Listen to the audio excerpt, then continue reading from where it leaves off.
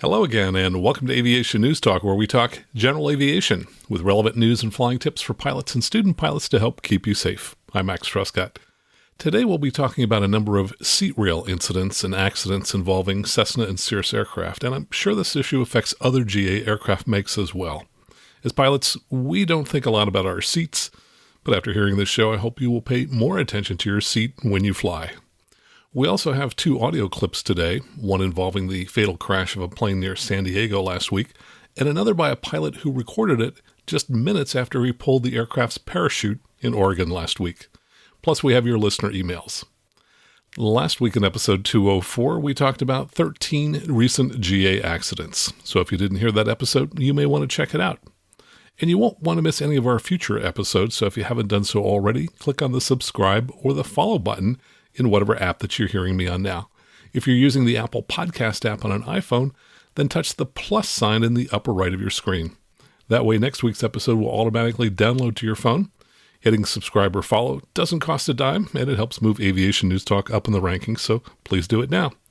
This week in the news, the Null report finds that GA accidents are on the rise. Diamond announces plans to create an all-electric trainer. A Twin Cities man faces charges for creating an airport on his property, and we'll tell you why a woman was arrested for hacking into a flight training school's computer system. All this and more, and the news starts now. From avweb.com, Null report finds rise in fatal accident rate for 2019. AOPA's Air Safety Institute recently released the 31st Joseph T. Null report, and found the fatal accident rates in non-commercial and commercial fixed-wing aircraft and commercial helicopters all rose in 2019, while rates fell for non-commercial helicopters. The report noted that while the total number of accidents for the year decreased, overall accident rates increased also slightly. Last year's edition of the Null report found an overall accident rate of 4.56 per 100,000 hours and a fatal accident rate of 0.74 accidents per 100,000 hours in 2018.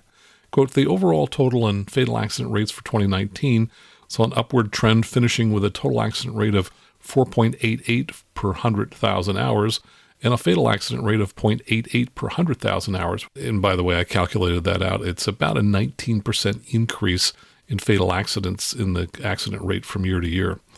ASI stated in the report the main driver for accident rate increases was fewer flight hours in fixed-wing aircraft compared to the previous year. The report found that stall and loss of control events continued to be the leading cause of accidents in 2019, further noting that weather-related accidents remain highly lethal. From FlyingMag.com, Diamond announces plans to create an all-electric trainer. Diamond Aircraft announced that they will begin developing their first fully electric airplane. The airplane, dubbed the EDA-40, will be targeted for flight training in school fleets, Diamond said. As the name suggests, the new aircraft will be modified from Diamond's existing DA-40 series, a single-engine piston, four-seat composite airplane, which has been in service since the late 1990s. Diamond said it expects the plane's first flight to take place in the second quarter of 2022. Anne-Marie Heichenwalder, head of sales and marketing at Diamond Aircraft, said if all goes as planned, the new aircraft could be certified by 2023, because it's based on an existing and proven airframe, and we are essentially retrofitting the battery. We expect to be able to hit that timeline. As with all electric aircraft, so much hinges on the battery. Diamond's battery partner for the new aircraft will be Utah-based Electric Power Systems and its Epic battery system, Heichenwalder said. An engine partner for the aircraft has not yet been announced. The EDA-40 is expected to have a 90-minute flight time and a recharge turnaround time of about 20 minutes. Quote, because of the flight time it will have, as well as the quick chargeability, we definitely see flight schools wanting this product and being able to use and apply this product. According to Diamond, batteries will be installed in a custom-designed belly pod, as well as between the engine and the forward bulkhead. The aim of the new model is to cut operating costs by as much as 40% compared to traditional piston aircraft. Diamond now joins several other aircraft manufacturers that are developing or producing fully electric commercial aircraft, including Colorado's By Aerospace and Slovenia-based Pipistrel Aircraft. From MCUtimes.com, Twin Cities man accused of operating private airport in the field behind his home. Of course, Twin Cities would be St. Paul and Minneapolis in Minnesota. The story says a Twin Cities man is facing charges after allegedly cutting a runway into a field behind his home and using it as a private airport. Jeffrey Walker, 57, of Afton, is charged with 5 counts of violating runway restrictions for runways, takeoffs, and landings, court documents filed this week in Washington County show.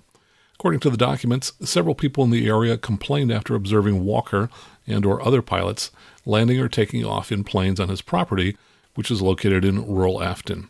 Satellite images from Google Maps show what appeared to be a runway carved into a field behind Walker's home, located on the eastern edge of the Twin Cities. Prosecutors say the runway is clearly visible from the air and is listed by the FAA as a private airport. According to the complaint, Walker incorporated its airfield with Minnesota Secretary of State under the name Walker Field LLC and Top Gun Aviation.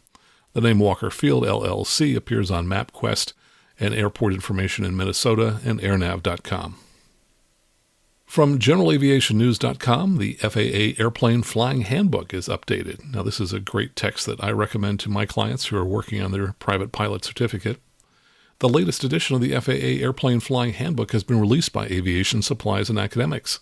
The FAA Airplane Flying Handbook, which introduces basic pilot skills and provides information and guidance on the procedures and maneuvers required for pilot certification, was last updated in 2016. Updates include new areas of safety concerns and technical information, such as loss of control upset prevention and recovery training and energy management. The softcover book is $24.95, while the ebook is $19.95, and I should mention that it's also available from the FAA.gov website as a free PDF. From skiesmag.com, the story behind STOL Drag. That's STOL for short takeoff and landing. Now, this past weekend, the 11th annual High Sierra Fly-In was held on what's known as the Dead Cow Lake Bed, which is just north of Reno, Nevada. I was unfamiliar with this fly-in, but ended up flying a pilot in his Cirrus to the Reno State Airport so that he could get his carbon cub and spend the rest of the weekend out on the playa. As I looked for news stories about this event, I really couldn't find many at all, but did come across this recent article.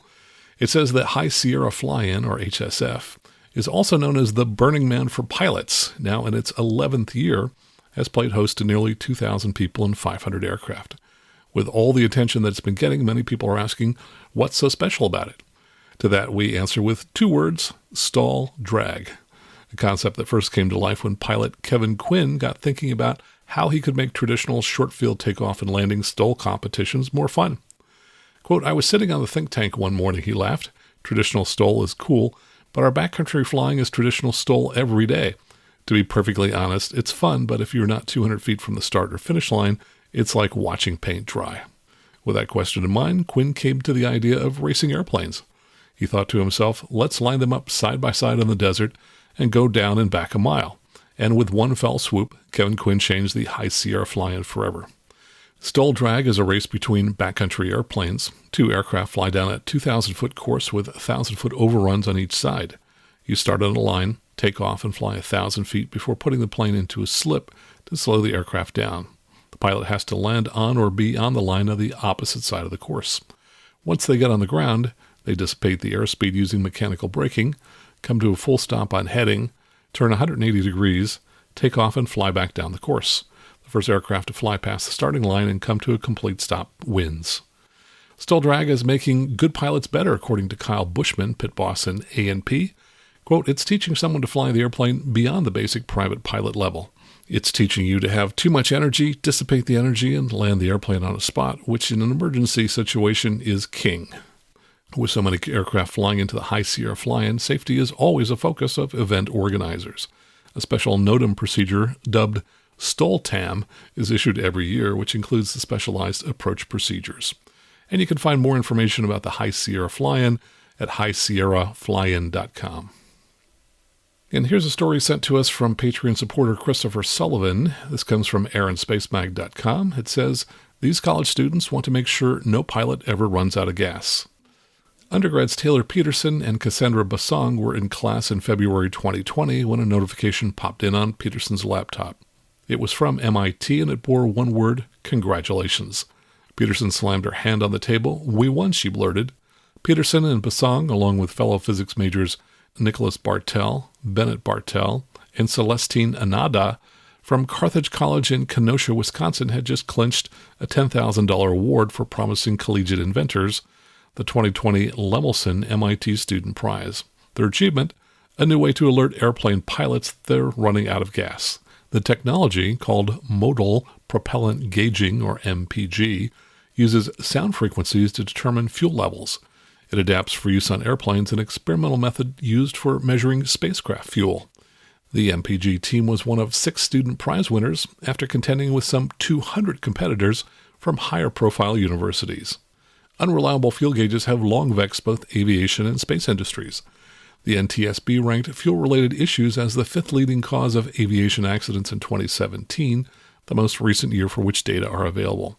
That year, running out of gas accounted for 79 of the 1,233 accidents, a total that averages to 1.5 per week.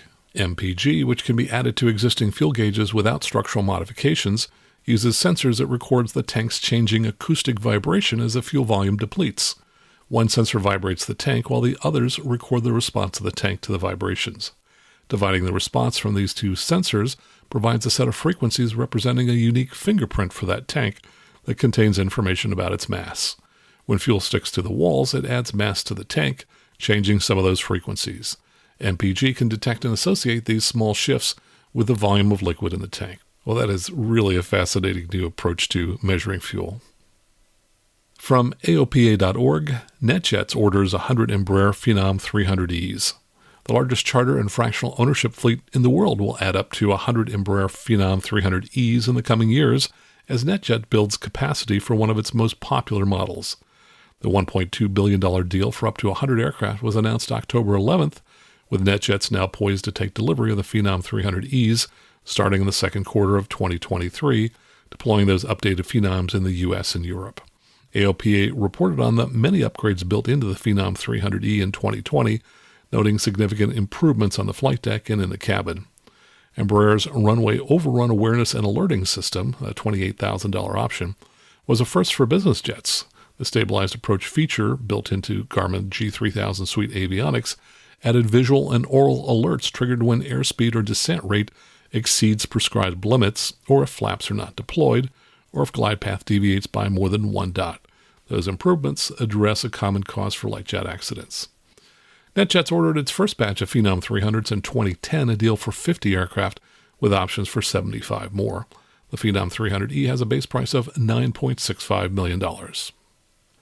From GeneralAviationNews.com, passenger struck by propeller while attempting to move wheel chocks. Well, this comes from an NTSB report from an accident 2 years ago. It says the pilot reported that he performed the pre-flight inspection at night and started the airplane, but the Cessna 172 would not move forward as he attempted to taxi from parking to the runway at the airport in Key West, Florida. He looked out the left window in search of wheel chocks, while his passenger exited the right door and checked the right main landing gear wheel for chocks. The passenger then moved to the front of the airplane and attempted to remove the chocks from the nose wheel. His right hand was struck by the propeller, causing serious injury. The pilot reported that there were no pre-accident mechanical failures or malfunctions with the airplane that would have precluded normal operation. Probable cause: the pilot's and the passenger's improper decision to have the passenger attempt to move a wheel chock while the propeller was turning, which resulted in a serious injury. And I will just say that my procedure is that anytime anybody gets out of an aircraft that I'm in, the propeller must be stopped, unless it's me getting out to do a first solo for a student pilot. But other than that, we always shut down the engine. Just too many accidents with propellers. From planeandpilotmag.com, Citation pilot crashes after argument with girlfriend. A 51-year-old pilot crashed alone in his personal Citation jet, lost control of a single-pilot jet shortly after takeoff, and was killed upon impact. The NTSB determined the probable cause of this April 2018 accident was loss of control while operating in night IMC as a result of spatial disorientation. It's an all-too-common NTSB statement of probable cause, typically seen when a VFR pilot pushes into bad weather. But this was an experienced instrument pilot in a well-equipped aircraft, so what happened? The pilot claimed 1,900 hours total time on his last medical, but a logbook recovered from the wreckage shows 737 hours, with 13 hours in the prior 30 days. He had FAA ratings for single and multi-engine land, instrument airplane, and a Cessna 525S type rating.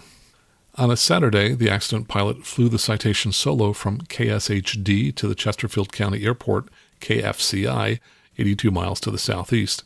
He was in position to perform a flight review on Sunday morning and to spend time with his girlfriend. The pilot's girlfriend told the NTSB he had a, quote, couple of drinks when they were fixing dinner. When she was looking at baseball information on his phone, a text came in of a personal and explicit nature. It upset her. Though they, quote, kept everything on the down low, she had believed they were in a committed relationship. She asked him to leave, and he left in an Uber around 7:30 p.m. According to the NTSB, she thought he was going to a hotel. That would have worked out fine, but instead he went to the airport. While it's admittedly speculative, the Citation was his ride home and his regular, familiar, and reliable means of transportation. Security camera footage at the airport shows him walking straight out to the plane. An FBO line service employee went out and asked if he needed any fuel. The pilot said no, he was good. The line service agent didn't notice anything out of the ordinary during the quick interaction, telling the NTSB that he saw, quote, nothing about the pilot that made him think he shouldn't be flying this jet. Engine started at 8:17 p.m. The Citation turned around on the ramp and stayed there for a bit. Now the late shift employee began to notice some odd behavior. The pilot never transmitted on the CTAF. Instead, he taxied around on the ramp some more, then to the departure end of runway 15. Inexplicably, he then taxied back. Was this an inflection point? Maybe only after starting the engines did he remember the couple of glasses of wine. Maybe only after starting the engines did he realize there was weather to the west. This flight wasn't planned for that evening, nor was the relationship stress expected. The airport was VFR with broken cloud layers at 3,200 and 4,000 feet, good visibility underneath, winds from 140 degrees at 12 knots. However, on his route to the west, a solid line of powerful storms were raging. Along the route were tornado warnings and urgent pilot reports from a CRJ-200 and a Boeing 737, calling moderate turbulence above overcast ceilings of 1,500 in heavy rain and lightning. Segment 36E was active, warning of severe thunderstorms with tops of flight levels 420, with tornadoes, 1-inch hail, and wind gusts to 60 knots possible. The pilot didn't file a VFR or IFR flight plan or talk once to air traffic control. Mode C reported an initial climb to 11,500 feet, almost certainly in the clouds, without the pilot having requested or received an IFR clearance. Shortly thereafter, the aircraft descended rapidly about 4,300 feet. This is below the minimum IFR safe altitude of 5,700 feet around the KSHD airport. According to the NTSB report, the weather then got bad. He flew alone directly into and through the line of intense thunderstorms. After 9 minutes of straight and level flight at 8:54 p.m., there was a left turn and sudden descent at more than 6,000 feet per minute. During the investigation, the FAA's Forensic Sciences Laboratory found ethanol at a concentration of 0.08 grams per deciliter in the pilot's muscle tissues, twice the FAA alcohol limit of 0.04. Of course, the federal limit to legally drive a car in the U.S. is 0.08. Also, the medical drug cetirizine was present. Cetirizine is an over-the-counter antihistamine medication used to relieve allergy symptoms. It comes with a warning: avoid alcoholic drinks, be careful when driving a motor vehicle or operating machinery. By the way, I want to also mention that cetirizine is on the FAA's no-go list, and you must typically wait for 5 days after taking it before you're allowed to fly again. And I think cetirizine is the active ingredient in Zyrtec.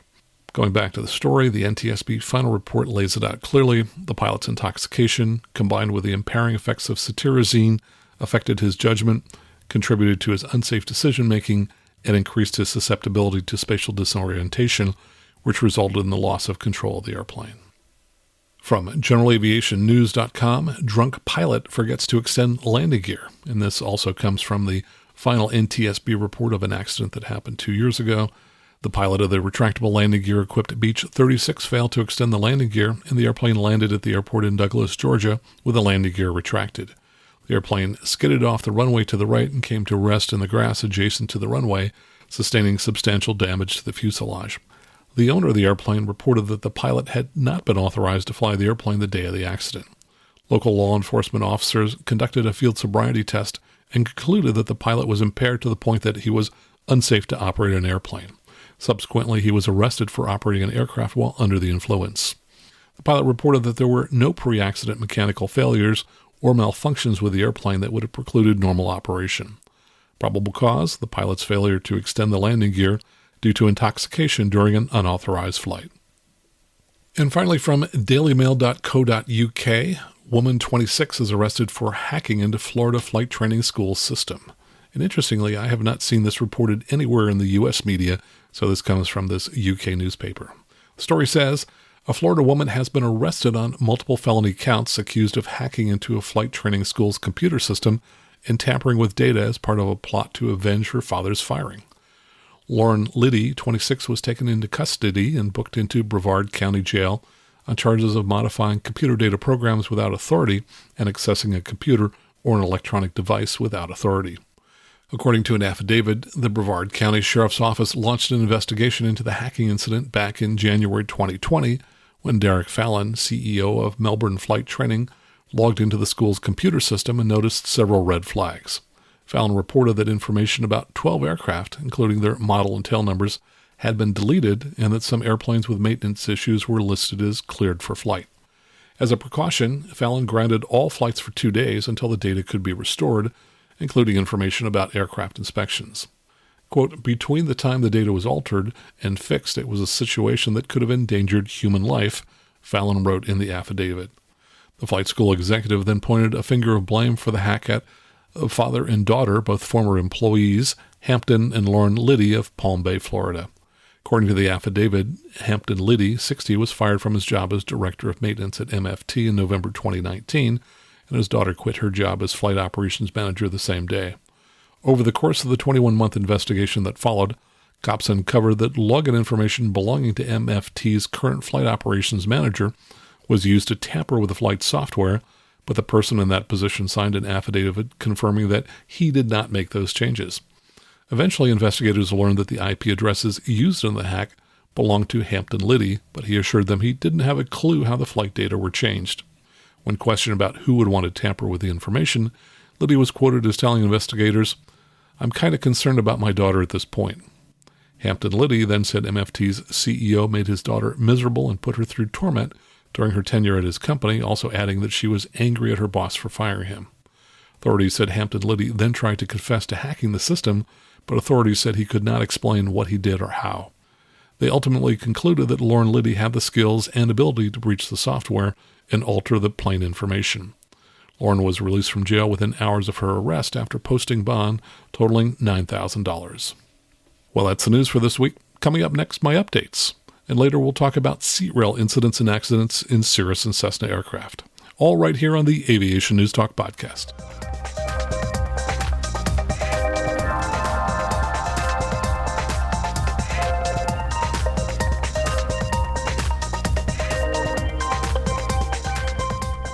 Now let's get to some of the audio clips I mentioned at the beginning of the show. And to set this first one up, let me read from NBCSanDiego.com.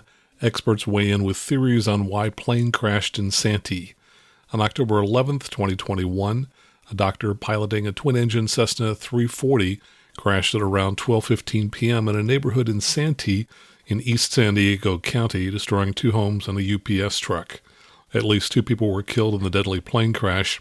The pilot, Dr. Sagata Das, and the driver of the UPS truck, Steve Kruger.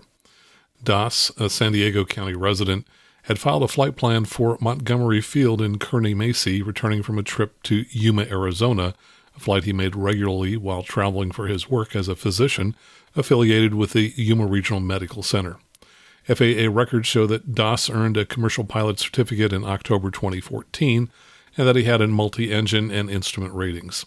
Das appears to have a lot of flight experience. Since July 19th, his twin-engine Cessna 340 made 25 flights, most of them between San Diego and Yuma, but he also took it up for some longer 3-hour flights as well.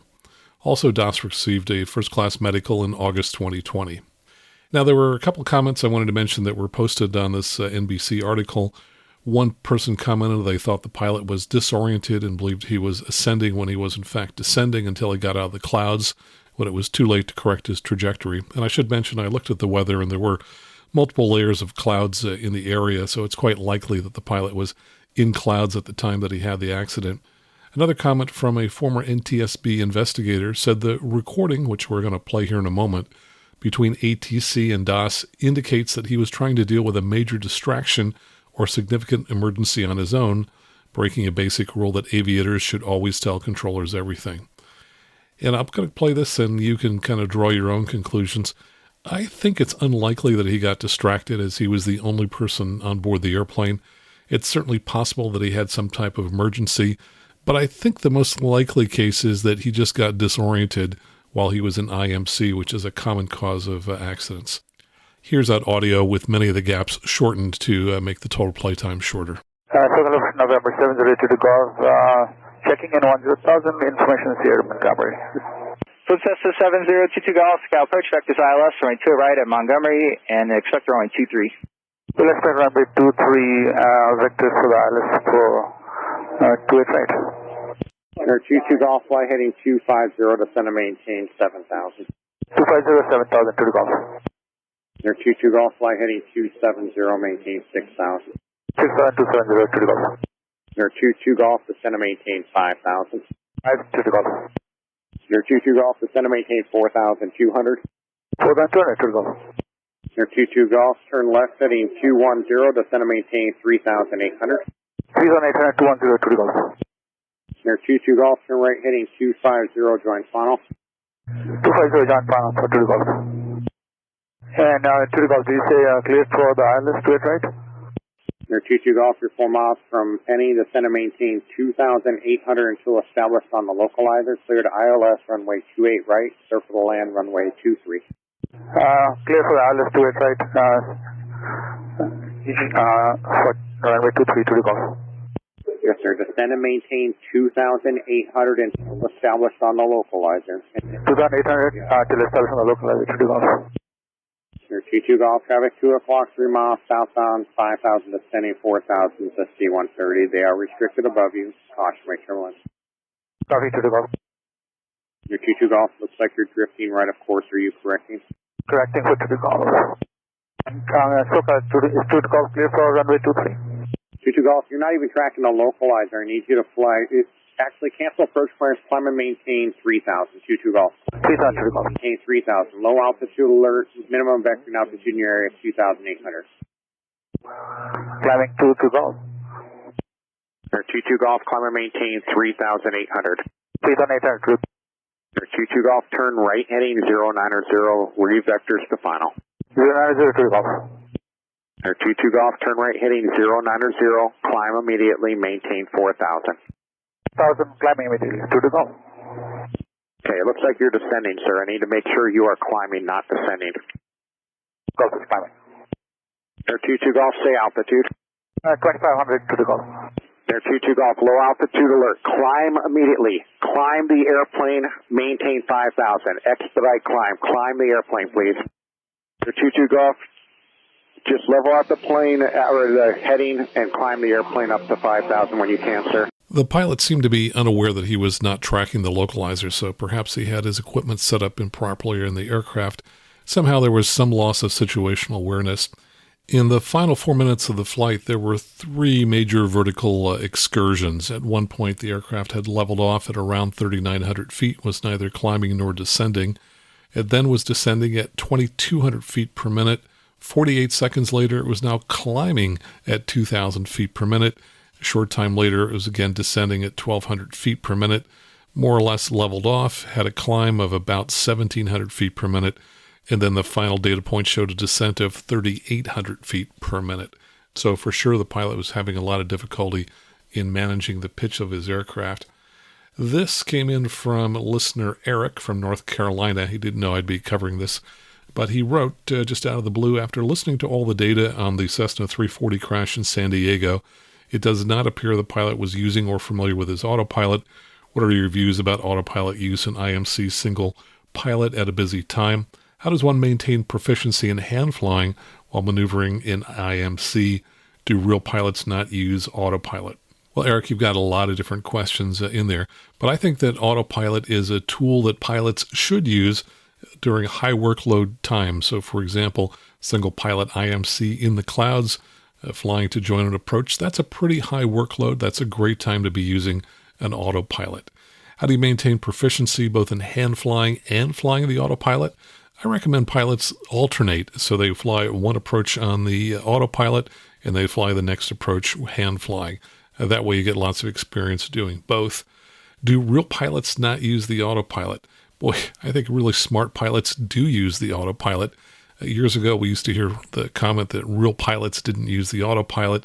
And I think that if you look back 20 years ago, the autopilots in a typical GA aircraft were pretty poor, and a lot of CFIs were not familiar with their use. And I think they would tend to just say, well, real pilots don't use autopilots, just to avoid having to teach the autopilot. So if you fly in an aircraft with an autopilot, or if you teach an aircraft with autopilots, I encourage you to learn as much as you can about the autopilot, because it's a very useful tool. Whether or not it was a factor in this particular accident, there's certainly no way to know. Now let's talk about another accident which also occurred last week, which had a much better outcome. This comes from Aaron Kiefer, a listener to the show. He says, "Hey Max, I got the following email today sent to our flying club by my instrument instructor. He's an engineer at Garmin here in Salem, Oregon, and he shares a bit about an accident last night. Wondered if you heard about it yet, but it also reminded me of your show. It has some good points. Thanks for everything. Enjoy the show." Now, interestingly, I could not find any information about this accident anywhere, so I was delighted that Aaron sent this to me. The email says, "Last night on October 14th, I was out with an instrument student near Corvallis, Oregon. As we were on the missed approach, we heard Cascade Approach give a cold call in the following conversation. Cascade, aircraft 12 nautical miles southeast of Eugene Airport. Are you on frequency?" Yes, that's us. They identify themselves and get a code. Cascade, would you mind flying 10 to 15 miles east to help me out a bit? And the Cessna says, yeah, absolutely. I'm thinking he thought he was in trouble for being too close. And then it sounded like a different voice. The instructor said, "Cascade, can you say the reason for this?" Cascade ignores them briefly and starts coordinating with an Alaska flight. From the context of their conversation, a parachute somewhere had been pulled and phone numbers were given to contact a pilot's wife and family saying he was okay. I'm assuming using the Alaska flight as a radio repeater. I think the 172 had been cold called, then realized that he was an impromptu search aircraft. Turns out a Cirrus had been over the mountains. Now that turned out not to be correct. It was actually a Lancair. Presumably lost an engine and pulled his chute. ATC was able to give the 172 the lat long of the last known location and was giving recommended vectors to where they thought the airplane could be. A short time later, the 172 calls that they see a parachute and strobe. They are able to describe to ATC roughly where the aircraft is and can even recommend to emergency services what roads to take and what to look for. The 172 continues to circle overhead, coordinating with ATC and even the sheriff via cell phone and Bluetooth headsets. They waited until they saw emergency lights and were able to lead them to the crash site. ATC was very thankful to the Skyhawk, who responded that they can imagine being the one in the trees and how comforting it would be to have an airplane circling overhead, especially as the sun was setting. This happened just last night. I haven't found much in the way of news of the final outcome, but one can imagine how much time was saved by having the Skyhawk find the downed plane so soon, and how much comfort that pilot must have felt seeing them overhead, knowing help is on the way. To me, the amazing part of this story is that the ATC made a cold call to a random airplane on their screen that happened to be on their frequency. There was a similar story in the Northeast where a controller was giving cold calls to airplanes on a collision course. One of them was listening to approach even though he didn't have to, and prevented a possible midair. While this event last night was unfolding, you could also hear airplanes canceling IFR left and right to free up ATC to do what they needed. Situational awareness is important. And the writer continues to say, I always tell my students I like to have someone on the other side of the push-to-talk switch in case something goes wrong. However, I think the lesson here is to always have an ear open. You may be able to help someone else. I think it's an amazing community that someone would be so eager, willing, and available to help. I recommend to everyone who's just flying around to monitor the nearest ATC facility. Generally, the best frequency is found on the approach control section of an instrument plate, but for those unfamiliar, a friendly question to the local tower or pilot will generally have a good answer.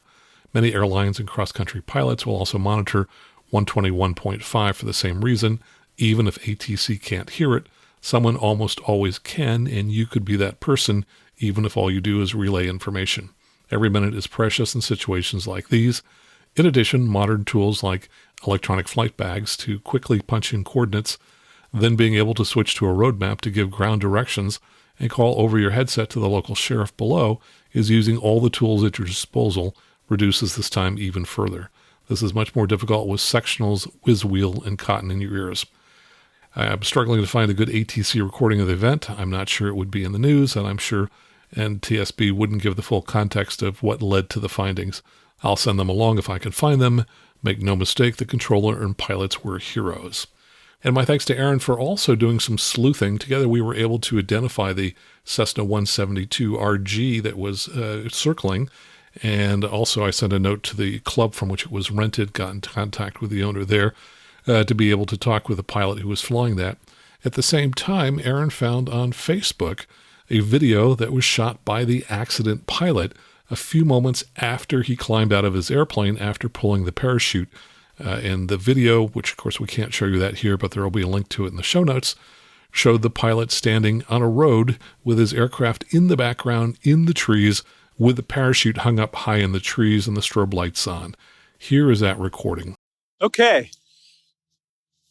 Thoughts on my first airplane crash? Hope that is my only airplane crash. Just kind of coming into Eugene, looking at the cloud situation, broken at like 6,000. Had plenty of room to come in, but was a little lower than I normally am. And about 35 miles east of Eugene, my engine sputtered, started running rough, and wasn't real high, so I immediately pitched up for about 105 knots. Started going through the basics,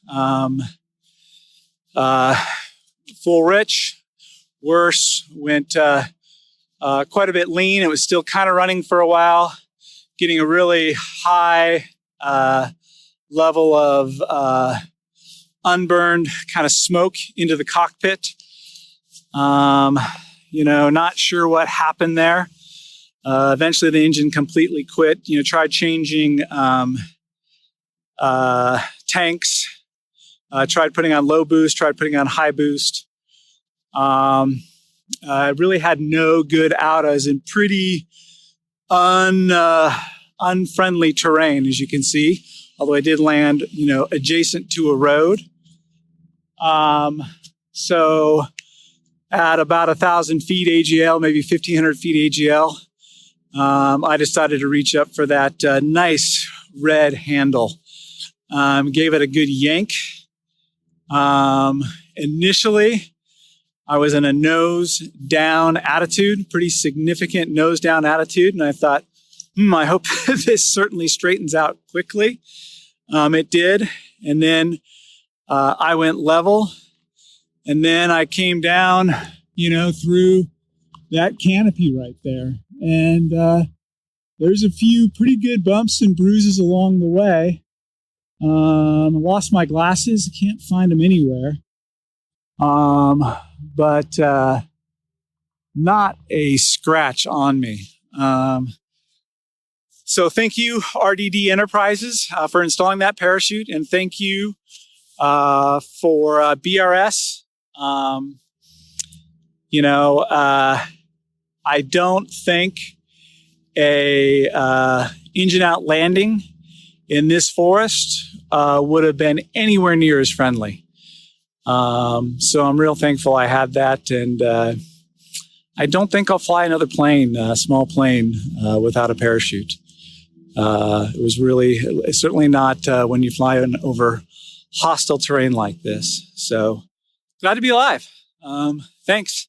And my thanks to Al Youngworth for letting me use the audio from his Facebook video. If you'd like to see that Facebook video, check out the link that I'll have in the show notes. His aircraft, by the way, is a 2007 Lancair ESP, and obviously it had the optional BRS parachute added to it. I got to tell you, I've talked to at least 3 people that I can remember who have pulled the parachute. All of them are absolutely 100% convinced that it's the best solution. They were happy to have it when they pulled that parachute. And it's a wonderful option to have, as it gives you more options for what you might be able to do if you have an emergency. And hey, as long as we're running audio clips, I thought you might enjoy this one. This was sent to me by CFI James Ring, who I was checking out earlier this week in the club's new Diamond DA-42. This occurred about a month ago when he was in an aircraft in the run-up area on the ground frequency at Palo Alto Airport. Cessna 63 Sierra taken. It wasn't me. 63 Sierra. Cessna 63 Sierra behind us. Cessna, hold short of Yankee 1, contact house. 63 Sierra, we're not ready yet. We didn't call you. Oh, Cessna 60 Sierra, roger. Any aircraft on the answer, Palo Express again? Probably the voices in your head. Might be. You might be right. Palo Alto Tower, 2463 Sierra, holding short Yankee 1, ready to go. Sky 2462 Sierra, Palo Tower, runway 31, clear for takeoff. Clear for takeoff 31, 2463 Sierra. You had everyone laughing up here. That's funny. And it is so good to occasionally have a funny conversation with ATC. So if you have any recordings of any of your funny conversations with ATC, feel free to email those to me at aviationnewstalk@gmail.com.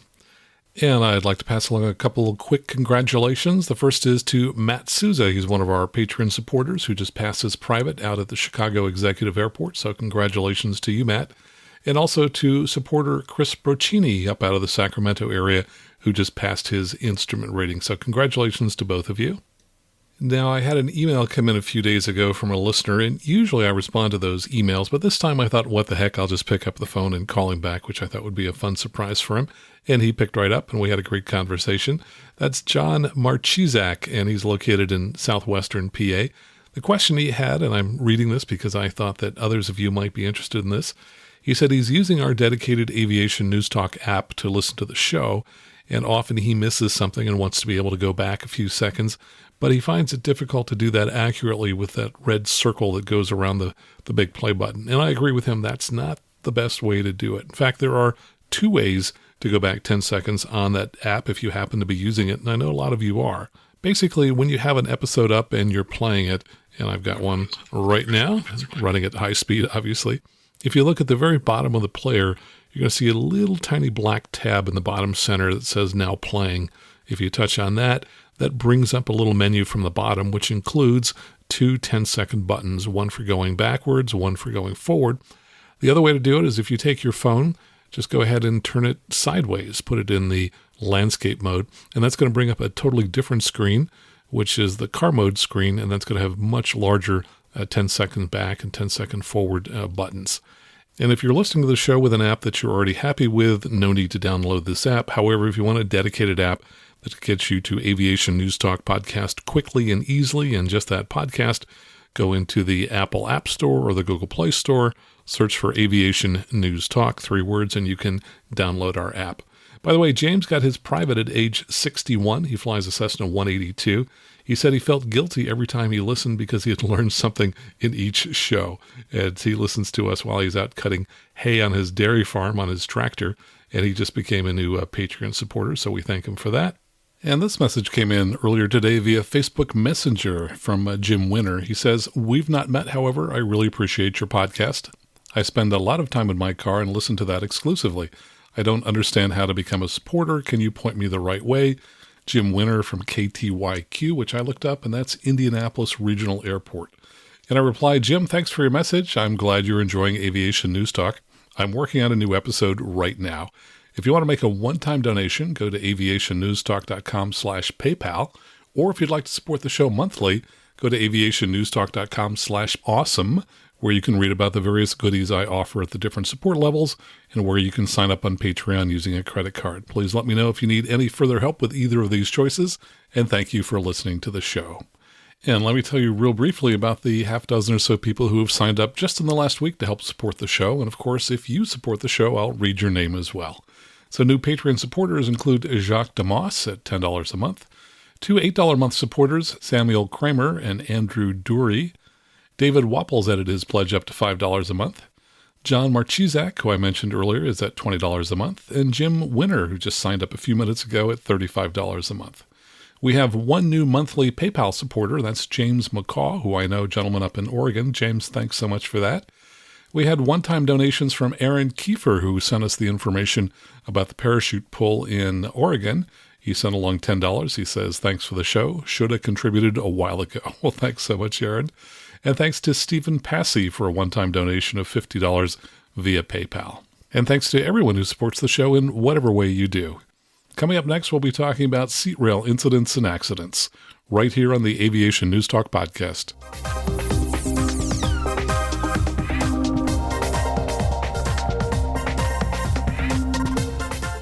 Now let's talk about seat rail related accidents. I'd heard about these for years, primarily in Cessna aircraft, but ironically, shortly after I decided to talk about this, I ran across a post from a friend of mine who's a Cirrus CSIP instructor who had a seat rail incident in his SR20T, and that led me to find details of another Cirrus seat rail incident that resulted in an accident. I'll talk more about those Cirrus incidents later, but first let's talk about seat rail incidents in Cessnas, as these appear to be far more common. I was prompted to talk about this after digging a little into an accident that occurred in Georgia earlier this month. This comes from catherinesreport.com. 2 children and 2 adults were killed Friday afternoon, October 8th, when a small aircraft crashed and burst into flames at DeKalb Peachtree Airport. All 4 people on board died in the crash. Daniel Boggs, air safety investigator for NTSB, who was leading the probe of the crash, said Sunday that he believed the passengers were on a personal family trip to Houston. NTSB was on the ground at DeKalb Peachtree over the weekend investigating the cause of the crash, interviewing witnesses and air traffic control tower workers, and collecting videos. The 1978 6-seat Cessna P210N Centurion aircraft crashed at about 1:10 p.m. Friday. Cell phone video appeared to show the crash near the runway seconds after takeoff, and a large plume of black smoke ascended from the plane's charred remains. Boggs said the aircraft was recently modified from a Continental engine to a Rolls-Royce turbine engine.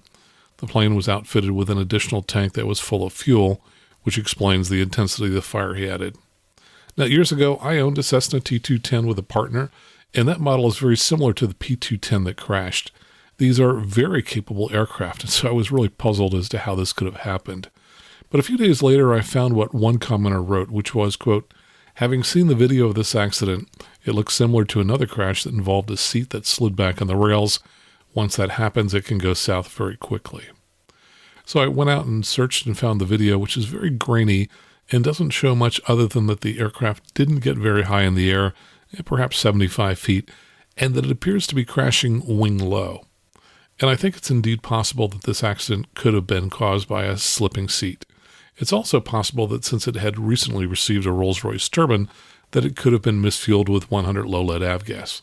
But I think that's unlikely to be the cause because, as we discussed just a few weeks ago in episode 203, while a piston engine that's misfueled with Jet A will quickly destroy itself, a turbine engine will fly for some time if it's misfueled with avgas.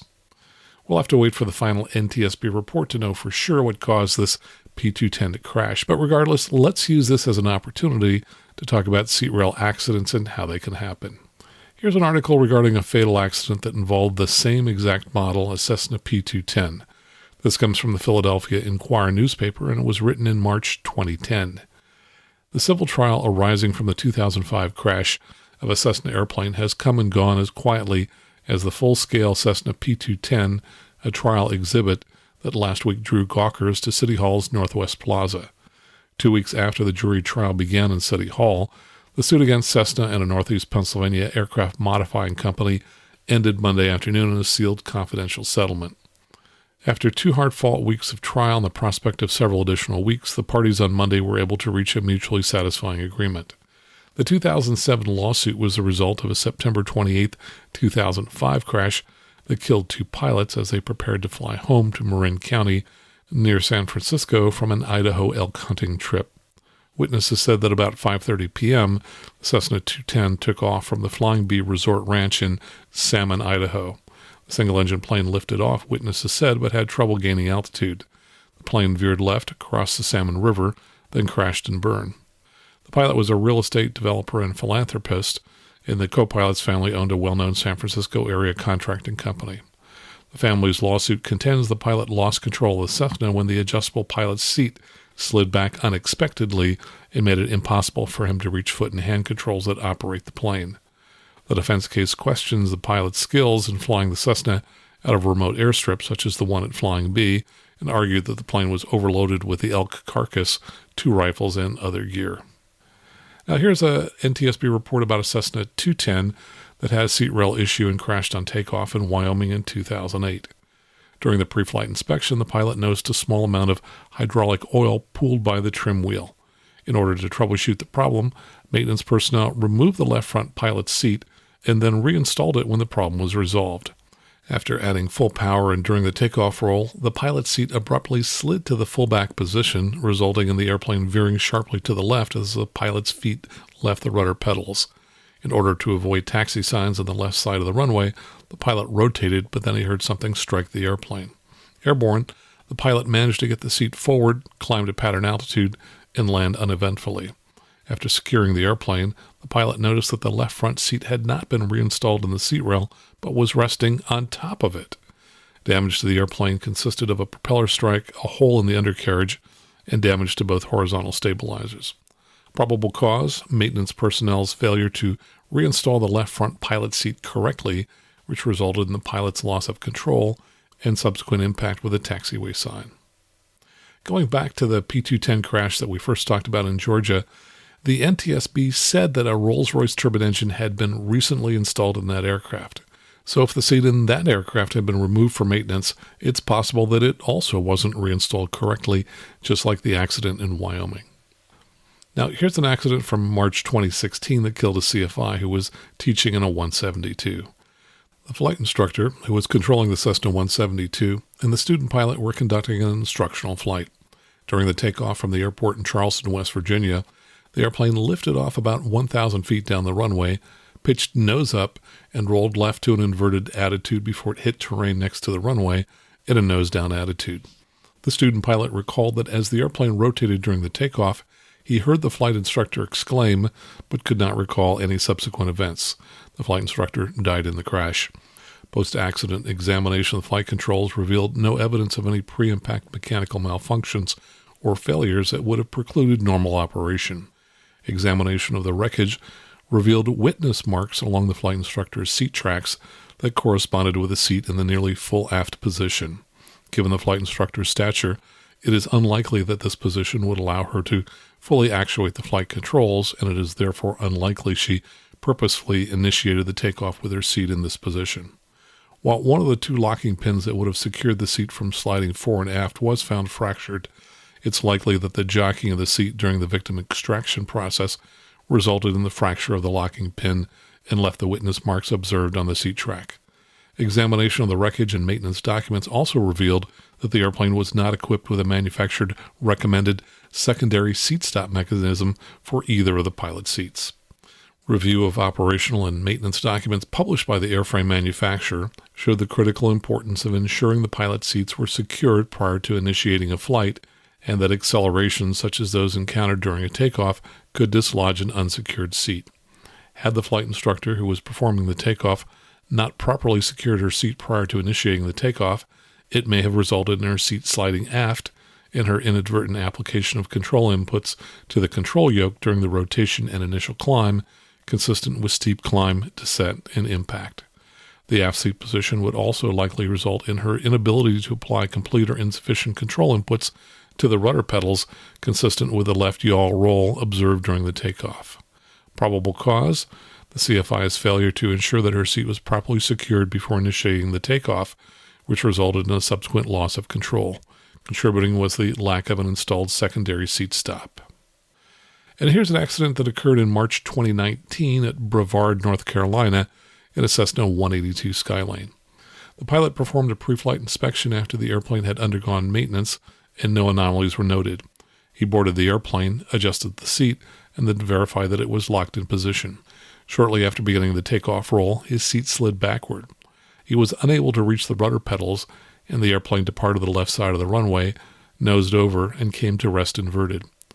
Examination revealed that the pilot's seat's left front roller housing was disengaged from the seat rail. The seat rail exhibited scoring on top of the rail, which likely occurred during the accident sequence. No scoring was noted on the sides of the rail.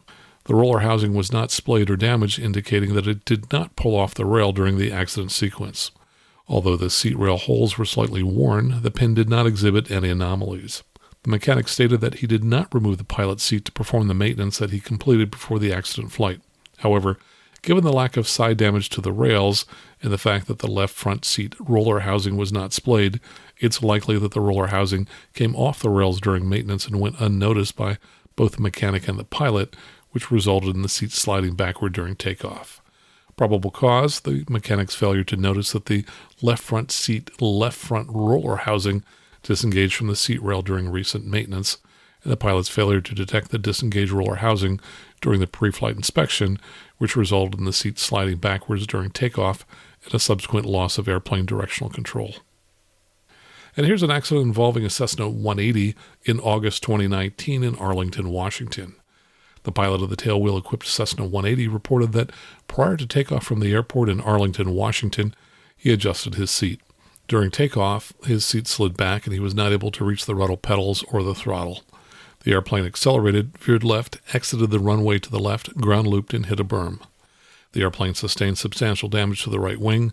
The pilot sustained minor injuries in the crash. The pilot reported there were no pre-accident mechanical failures or malfunctions with the airplane that would have precluded normal operation. Probable cause: the pilot's failure to properly secure the seat before takeoff, which resulted in it sliding back during takeoff and rendering him unable to reach the rudder pedals and throttle, a subsequent runway excursion, ground loop, and an impact with a berm. Now let's talk about the Cirrus seat rail incident that happened to my friend a few days ago. Here's what he wrote about it. While practicing solo touch and goes today in my SR22, I got a bit of surprise at about 50 feet off the ground on climb out when my seat rails slipped and sent me sliding backwards to the cheap seats. Fortunately, my arm was not long enough to maintain a grip on the stick, or I might have suffered the stall spin fate of others before me. And I was just able to reach the Autopilot level button with the tip of an extended finger, as I could not see out the windshield and had no way to maneuver the stick or rudders. There was absolutely no skill involved in recovering from this, just surprise and a fair bit of flailing. Although I always check the seat before takeoff, I must have absent-mindedly made an adjustment on downwind between landings. This happened on the third or fourth climb out. Wanted to share so this might not happen to you. Safe flights. Now, someone commenting about his incident wrote, "On my brother's Aerostar, he made small cylinder-type plugs that are placed in the holes in the track just behind the seat once you get the seat into position. It's a backup system. Making sure normal pins are properly seated is the first line of defense, and then this could be a backup. Next time I'm in the plane, we'll look to see how hard this would be.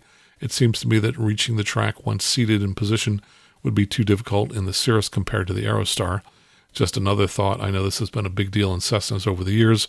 I hadn't realized how it's equally important to double and triple check the seat locking in the Cirrus." And in the course of reading about this, I found an NTSB preliminary report from a crash that occurred in a Cirrus SR22. It reads, on September 16, 2018, at 16:06 Eastern Daylight Time, a Cirrus SR22, November 161 Delta Lima, was substantially damaged during collision with trees and terrain during takeoff from Montauk Airport in Montauk, New York. The pilot was not injured, and a passenger sustained minor injuries. VMC conditions prevailed, and no flight plan was filed for the personal flight. The pilot provided a written statement and was interviewed by phone. He said he completed the pre-flight inspection, engine run-up, and before takeoff checks with no anomalies noted, and then positioned the airplane for takeoff from runway 24. The pilot advanced the throttle and tracked the runway centerline during the takeoff roll. At rotation, the pilot's seat abruptly slid backward to the outermost distance from the controls. The pilot said he could no longer reach the pedals to maintain directional control, and that aileron input was inadequate to counteract the airplane's left-turning tendency. The airplane departed the left side of the runway, struck trees and shrubs, and came to rest upright. The pilot stated that he had adjusted his seat prior to the flight as normal and had never had difficulty with the seat at any time in the past. He added that this was his third Cirrus SR22 that he had owned and had no history of seat issues with either of his previous two airplanes. According to FAA records, the airplane was manufactured in 2014. Its most recent annual inspection was completed October 15, 2017, at 187 total aircraft hours. Now, the report included this information after the seat was inspected. It said, movement of seat fore and aft was easily accomplished. No binding or anomalous behavior noted. Seat good according to AMM 25-10 inspection criteria. Both pins locked into position simultaneously and freely in all adjustment positions. Gauge verified holes and tracks on the aircraft were aligned with one another. Side play in seat tracks is normal. Side play of inboard seat rail could be manipulated to the point of not being able to seat gauge pins on one side. With seat twisted hard to the right while sitting in seat and while being slid forward, partial pin engagement could be made to occur. Once partial engagement occurred, then Unable to move adjustment lever to full down position, downward force would not force pins into lock position. As soon as seat straightened or an attempt to move the seat forward occurred, full pin engagement would occur.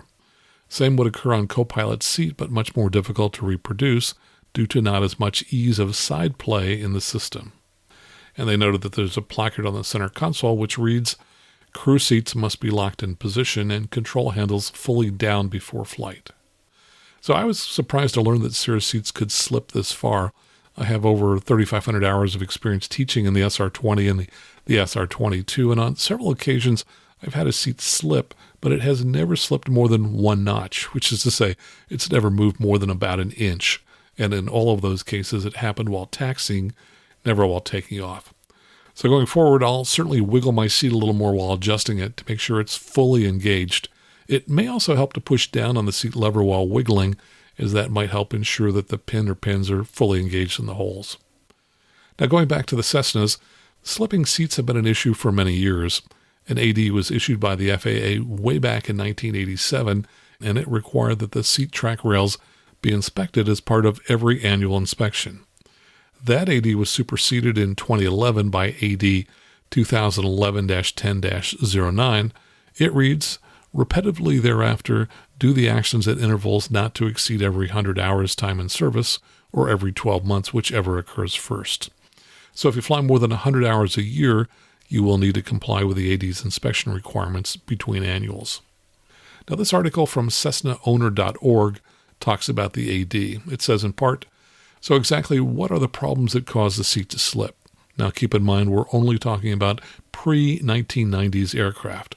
The restart aircraft had a redesigned track system that is far superior. And by restart aircraft, they mean Cessnas that were built in 1997 and later.